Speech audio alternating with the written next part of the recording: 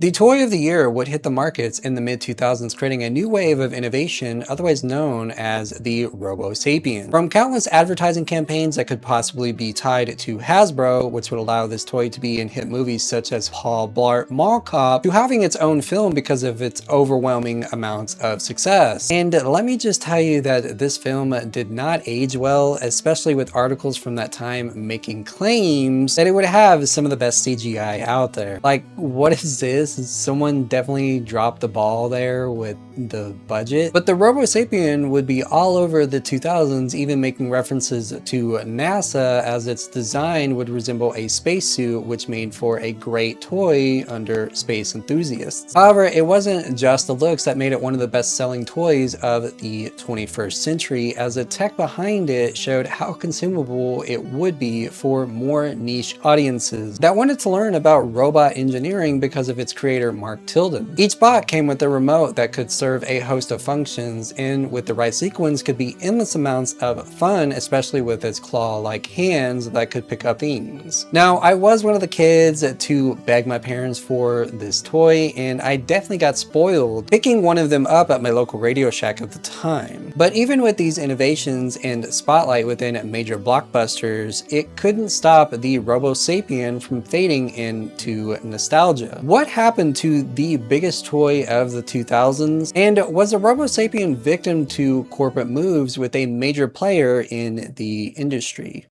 From its wacky dance moves that usually started with its phrase, "aha," to its more impolite gestures like burping and farting, the Robosapien would take over the world in the mid-2000s because of its appeal with innovation. This toy was one of a kind and would show how technology could reshape pop culture. Its history and how it came to be one of the most sought-after toys is far beyond fascinating. Starting in the late 1990s, a company named WowWee, which had been founded a decade before, would be sold to Hasbro because of their unique marketing within electronic toys. Mark Tilden would then be introduced to WowWee after the founders came across his robotic skill under Los Alamos National Laboratory, where Mark had some functions with NASA. What is interesting about this laboratory is its history with World War II and designing atomic bombs, but we definitely need to put our focus back into the Robosapien. Now, reading a few articles on the history of this toy can be blurry because in some areas it states that the WowWee company was bought back by its founders shortly after Hasbro's acquisition. But in other areas, Hasbro played a part in how the Robosapien came to be, especially with advertising. Nonetheless, Mark Tilden would be the face of the Robosapien because of his focus of understanding robots and how AI could be re-engineered with less harmful components. His thought process from everything I have read and watched was treating robots like humans, and after a series of trials, designs, and finished products, the Robosapien would launch in 2004 with worldwide success. As a kid in the 2000s, it was like watching the future set in. Civilization was pushing the boundaries on reaching past the stars, creating a wave of space explorers, especially with kids like me, and everything electronic was on a mission to reach cyberspace. With trials on robots like the Asimo by Honda or Boston Dynamics pushing a more concerning future, it seemed like the Robosapien would fit right in. Now, I bring up all of these examples because it was these key elements that we saw within pop culture that would make the Robosapien a worldwide success. Through its design, especially within its facial features, kids like me of that time could see the astronaut of 3008, not 2000 and late. Get it? With its numerous functions and lovable human characteristics, it would reach for the stars, being featured in hit comedy blockbusters like Paul Blart Mall Cop, which, looking back on it now, has a lot of 2000s edgy humor that hasn't aged too well. But its advertising wouldn't stop there, as the Robosapien would be partnered with McDonald's Happy Meals in 2007, and its packaging when walking into stores like Kmart looked like a reference to the film I, Robot. This would in return incentivize traumatized kids to beg for the future. A really unique part of the Robosapien was its engineering that gave way to a hacking community, which, if you grew up around the 2000s, BattleBots and understanding how robots function were a big part of being the next cool kid on the block. This would lead to the Robosapien selling millions worldwide, different variations and models that were also very successful, and having a featured film in the 2010s. But it was too little too late for this type of CGI project, because by then this little robot friend would see a fall.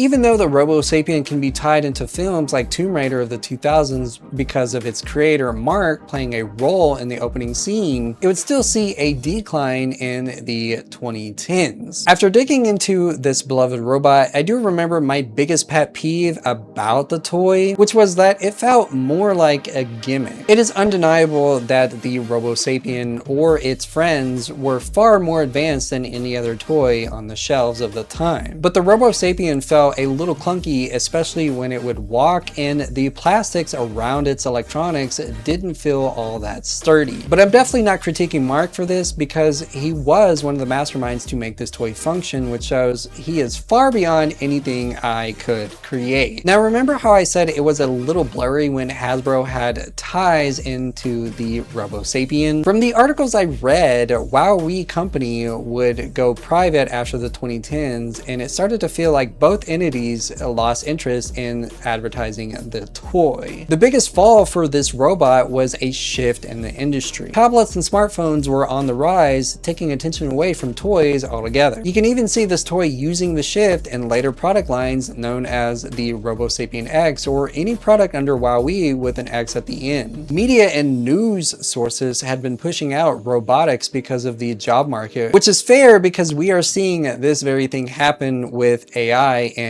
2 days' time. A lot of Robosapien's downfall can be summed up to desirability within innovation.